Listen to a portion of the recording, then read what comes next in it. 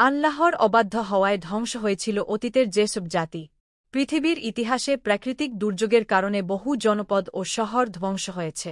এসব ধ্বংসযজ্ঞে শুধু প্রকৃতির শক্তির প্রমাণই নন, মানব সভ্যতার ভঙ্গুরতারও উদাহরণ। সম্প্রতি ক্যালিফোর্নিয়া, লস অ্যাঞ্জেলেস দাবান্নের তাণ্ডবে বিলুপ্ত হওয়ার পথে। প্রাকৃতিক দুর্যোগ খোদাই সংকেত।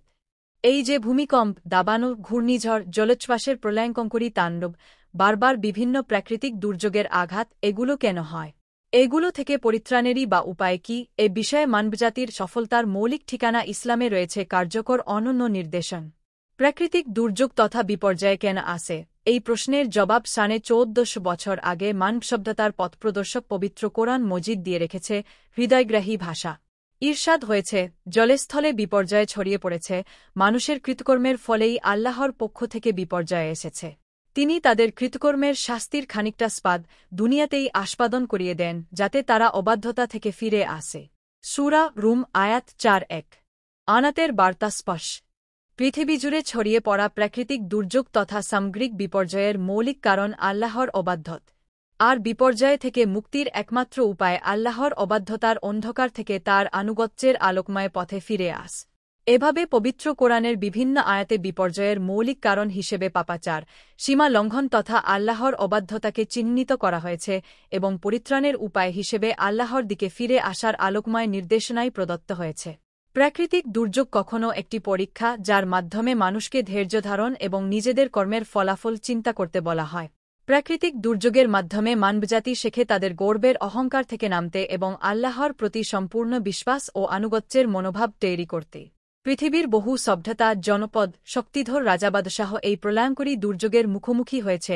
একসময়ের প্রভাবশালী জনপদ ধুলায় মিশে গেছে, যেমন পম্পেই নগরী। ষষ্ঠ ও সপ্তম শতাব্দীর মাঝামাঝিতে সূচনা এই চোখধাঁধানো নাগরিক সভ্যতার। একাধারে ব্যবসা, সংস্কৃতি আর বিনোদনের কেন্দ্র, মঞ্চমণ্ডপ, ক্রীড়াগার, বন্দর আর তৎকালীন প্রযুক্তিগত উৎকর্ষের শহর। কিন্তু ধীরে ধীরে এটি তারুণ্যের আনন্দ আর যৌবনের বাঁধভানা উল্লাসের এক কেন্দ্র হয়ে ওঠে। অবাধ্যতা ও অশ্লীলতায় হারিয়ে যাওয়ার জনপদ ছিল এট। অভয়ারণ্য ছিল মুক্ত মন আর সস্তা শরীরের। এই শহর ছিল পতিতাদের, এই শহর ছিল পতিতদের। এই শহর ছিল সমকামের, শিশুকামের, অনাচারের আর অবাধ যৌনাচারে। মদ, মাংস আর মাৎসর্যের যতসব আনন্দ চিন্তা করা যায় আর যা কিছু চিন্তা করা যায় না, সব কিছু খুঁজে পাওয়ার শহর ছিল এই পম্পেই। অবশেষে 7-9 খ্রিস্টাব্দের আগস্ট মাস, ভিসুভিনাস পর্বত প্রচণ্ড শক্তিতে বিস্ফোরিত হয়। 30 সেকেন্ডে 1.5 লাখ টন গলিত পাথর, গুলা হয়ে যাওয়া আকরিক আর তরল আগুন ছুড়ে দেওয়া হয়েছিল মাটি থেকে প্রায় 2-1 মাইল উঁচুতে। নিঃসৃত হয়েছিল হিরোশিমায় ফেলা পারমাণবিক বোমার চেয়ে 1 লাখ গুণ বেশি তাপশক্তি। প্রথম বিস্ফোরণের সময় তাপমাত্রা পৌঁছে গিয়েছিল 300 ডিগ্রি সেলসিয়াসে, যা 1 সেকেন্ডের ভগ্নাংশের মধ্যে কেড়ে নিয়েছিল হাজারো মানুষের জীবন। আনন্দোচ্ছ্বাসে মত্ত হাজারো মানুষ শুধু প্রচণ্ড তাপের কারণে সৃষ্ট থার্মাল শকে, তীব্র খিঁচুনিতে, অনিয়ন্ত্রিতভাবে শরীর বেঁকে যাওয়ার মতো সময়টুকু পেয়েছি। সেকেন্ডের ভগ্নাংশের মধ্যেই প্রকট মৃত্যুযন্ত্রণা অনুভব করার মতো সময়টুকু পেয়েছেন।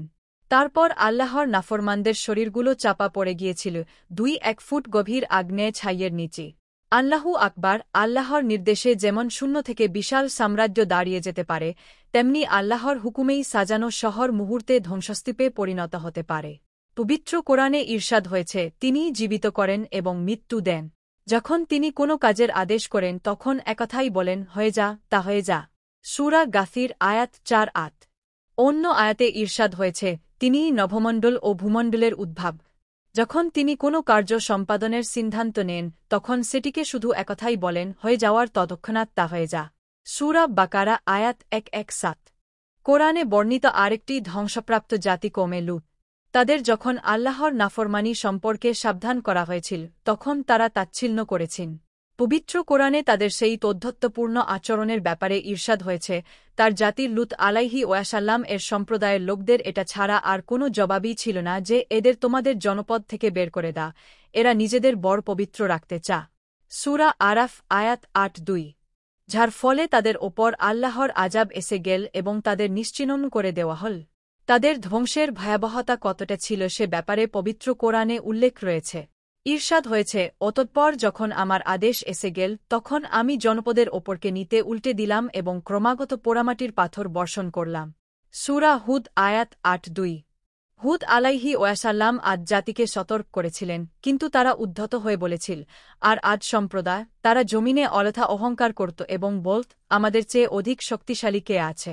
তবে কি তারা লক্ষ্য করেনি যে নিশ্চয় আল্লাহ, যিনি তাদেরকে সৃষ্টি করেছেন, তাদের চেয়ে অধিক শক্তিশালী, আর তারা আমার আয়াতগুলোকে অস্বীকার কর। সূরা ফুসসিলাত আয়াত ১-৫। অতঃপর মহান আল্লাহর চূড়ান্ত গজব প্রাকৃতিক দুর্যোগের বেশে এসে তাদের চূর্ণবিচূর্ণ করে দেয়।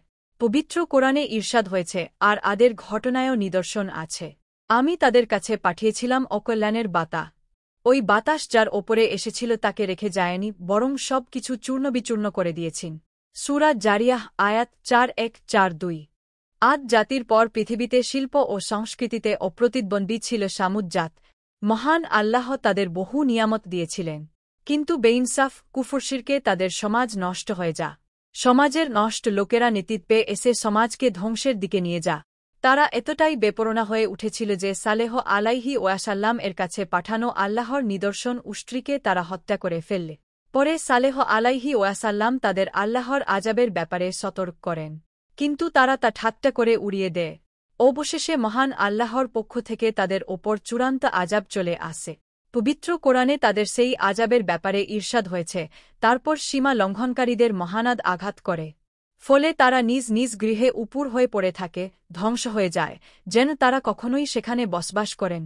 জেনে রেখ, সামুদ জাতি তাদের প্রতিপালককে অস্বীকার করেছেন। আরও জেনে রেখ, ধ্বংসী হলে সামুদ জাতির পরিণাম। সূরা হুদারাত ৬-৭-৬-৮। প্রাকৃতিক দুর্যোগ শুধু একটি ক্ষতির ঘটনা নন, বরং এটি আমাদের জন্য এক গুরুত্বপূর্ণ শিক্ষা এবং আল্লাহর পক্ষ থেকে সতর্কবার্তা।